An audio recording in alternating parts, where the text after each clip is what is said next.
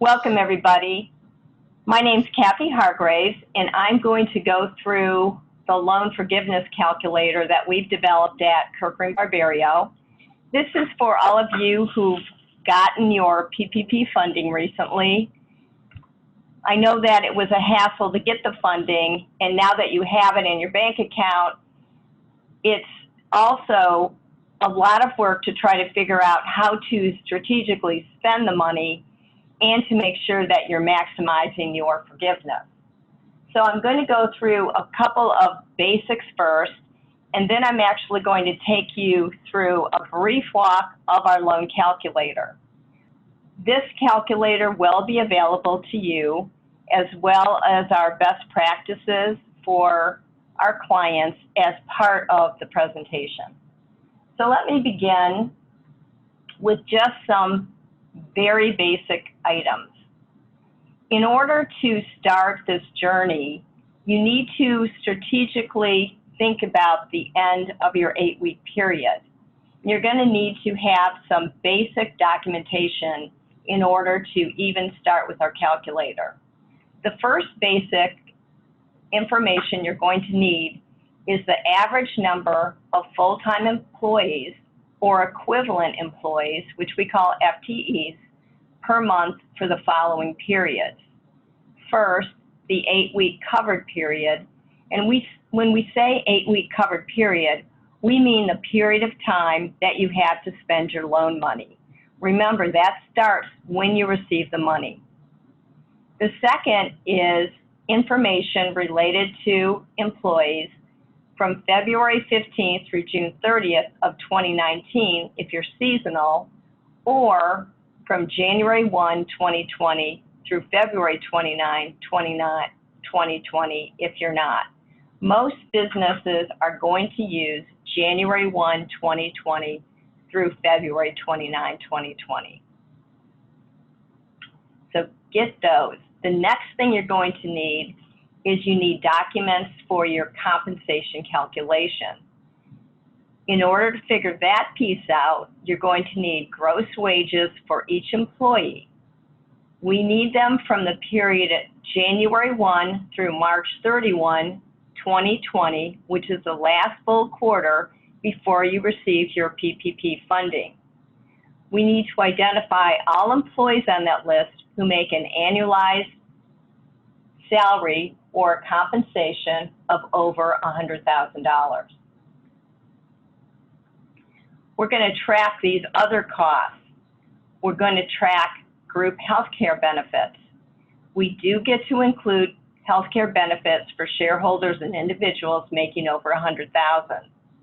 We do not include the employee contributions in the benefits that we're tracking. We also want to track our retirement plan benefits. And when I say benefits, I'm implying that you're going to pay for these benefits during the 8-week covered period. Again, you get to include shareholders and other individuals who make over $100,000. We do have a separate calculator for proprietors, sole proprietors, and I'm not going to talk about them today, but we will make a video shortly related to those rules. Again, with retirement plan benefits, we do not include employee contributions. We recommend that you start off with a separate bank account for your PPP funding. Most banks have required you to open an account with their bank in order to do the loan. It's not true with everyone, so if you got a new loan through an existing relationship, we still recommend that you keep a separate bank account for your PPP funding. It's going to be easier to have those funds audited. We recommend that you transfer the forgivable funds to the operating account to reimburse for PPP. We do not recommend that you pay your payroll directly from your PPP fund. Many people are calling it a COVID account. The gross payroll is probably not going to be fully forgivable. So We will have to do some calculations, so we want to only transfer after the fact. Remember that employer FICA is not a permissible expenditure. You don't reimburse for that. You don't reimburse for any 940 taxes. You don't reimburse for the employee portion of retirement or health benefits. So there are quite a few things that are payroll driven that you are not going to be reimbursed for. What you're seeing now is our step-by-step loan forgiveness calculator. It's actually fairly complicated, and we tried to develop this so that our clients could utilize this whether they pay on a monthly, bi-monthly, weekly, etc. basis. So this is kind of a step-by-step. I went ahead and populated some of these, but I want to go through everything with you so that you understand where we're getting the information and what you need to do. So the first thing I want you to remember is that you only enter information into the green boxes. So only in the green boxes. We tried to link things, and if so, they're not highlighted. So first of all, just do that. I want to point out that we've updated this through yesterday, May 4th, and it's updated through any frequently asked questions coming from SBA or Treasury through that date. We do anticipate additional guidance. There are several questions I can't answer, or I'm going to answer giving you my read of things, and quite frankly, Treasury could change that. So let's go through and just talk about what we know and not worry about what we don't. So the first step you're going to do is you're going to enter the amount of funds received. I went ahead and populated that for client number 1, and this is reminiscent of somebody who actually did apply and receive funding. We're going to put the date of the funding, because this is when your 8-week period starts. It's very important. Start of funding forgiveness period. We're going to enter the FTEs from our measurement period. Now remember, our measurement period, as I said before, is either January through February 29th of 2020, which most of you will use, or an alternate date of February 15th through June 30th in 2019. You want to use whatever is less, because it's a very important number to us. Next, we're going to enter the amount for each category actually paid over the 8-week period following the receipt of the loan money. So again, I said our clock starts ticking today, and we're going to have basically 2 months. They're really not 2 months, and that's something I'm going to talk about a little bit later. But we've got our 8 weeks, which will occur in month 1 and month 2. These numbers are linked to a calculator tab that we have right here, Employee Pay Calculator Actual. I'm going to take you through the whole rest of this screen, and then I'll go back and take you through how we look at the employee pay, because I don't want to get sidetracked or get anybody confused. So we're going to put our actual cost during the 8-week period. This is what we spent. In our case, we don't have any mortgage, but we do have rent. We pay $2,500 per month for each month. And we have utilities. We paid about $700 a month for each month. Remember that utilities include electric, gas, water, telephone, internet, and gas for certain business vehicles. I want to go back and point out that rent, I've had several clients ask, or they certainly will if they haven't thought about it, does rent include CAM? it's not defined. It just says rent. In Florida, which is one of the few states in which we pay sales tax on rent, TAM is included as a taxable event, so I would certainly include it. Step 3, and this is one of the most important steps. This is the big one. Compare your average FTEs during the 8-week period after the loan origination. Okay, because our loan forgiveness amount is going to be reduced by the average number of FTEs that differ. So in this instance, remember I had 5 FTEs from my measurement period. And let's just pretend that for 8 weeks, well, let's just put 4. I want you to see this. Okay, so we had an average of 4 FTEs, and that is an 80% retention ratio, which means right off the bat, our spend amount is going to be reduced by 20% unless we do something about it. Okay? Next, I went to the trouble, just because it would have taken a lot of time, to do the next step, which is the comparison of salaries. So we're going to look at each employee's salary from the measurement period, which we defined as the first quarter of 2020, compared to our 8-week retention period. So in this instance, I had someone whose average pay was $4,800 and the actual pay was $4,800. We're fine.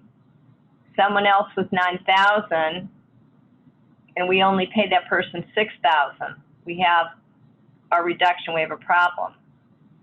We have someone else who was $12,000, we paid him $15,000. 10 and 92, and we're the same. So I have one employee that didn't, for whatever reason, get all the hours in, so I have a reduction of 33% for just that one employee. So that's going to come off of the top.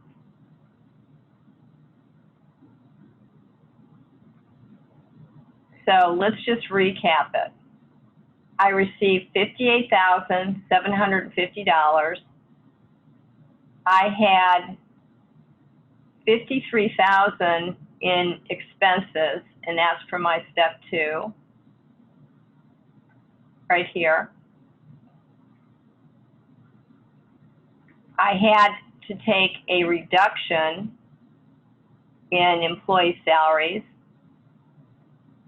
So I have a subtotal of my total expenses, and then if I don't bring my employee count back up to 5, I have a reduction of 80%. So my loan forgiveness is $42,366, and the amount that I am expected to repay then is $16,383.85. Okay, so that, it seems fairly straightforward. There are still lots of little questions that people ask, but I'm going to take you very quickly to the employee pay calculator. We set this up so that you could put in everybody's wages for each period. They're going to total up. We ask that you input employee by employee the amount that they're paying as part of their withholdings. This is going to total up.